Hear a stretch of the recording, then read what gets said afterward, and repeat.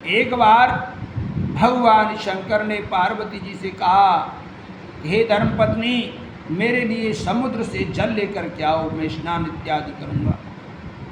और धुआंधार बारिश हो रही है, समुद्र में उफान ले रहे हैं।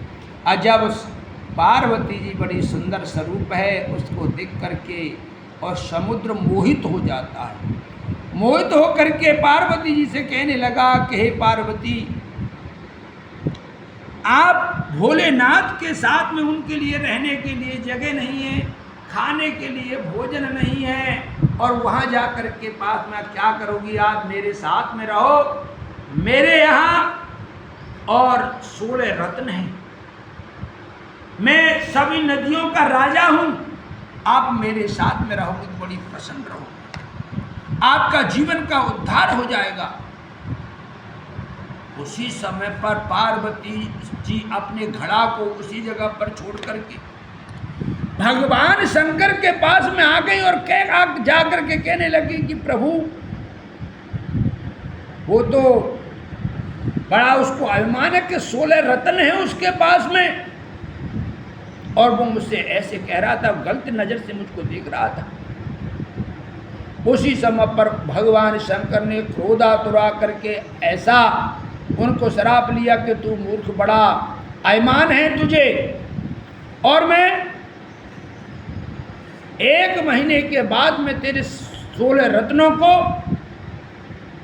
और निकलवा लूंगा। ऐसा भगवान शंकर ने लीला रचाई। देवासुर संग्राम, देव गुरु बृहस्पति इंद्र से रुष्ट हो गए और उनमें युद्ध होने लगा। युद्ध में देवता पराजित हुए, और पराजित होकर के जब भगवान विष्णु के पास में गए, ब्रह्मा विष्णु महेश शंकर के पास में गए, तो उन्होंने कहा कि जाओ, आप राजा बलि से मित्रता कर लो और जाकर के समुद्र का मंथन करो, वहाँ से अमृत 16 रत्न निकलेंगे, और उसके लिए आप भिन्न भिन्न तरीका से बांट लेना। देखो, आज सावन का प्रथम सोमवार है, और सावन के सोमवार बड़े प्रेम से भगवान शंकर पर जल चढ़ाएं, भगवान शंकर की स्तुति करें।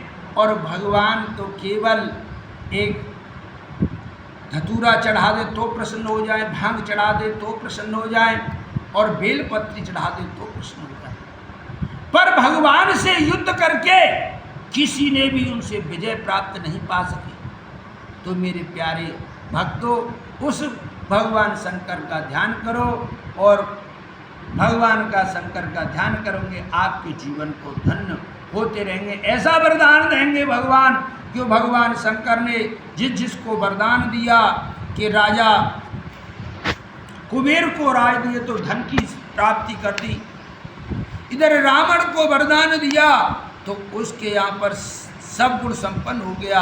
तो मेरे प्यारे भक्तों, शंकर ओम नमः शिवाय का जाप करते रहो और शंकर भगवान को प्रसन्न करते रहो। जय श्री राधे।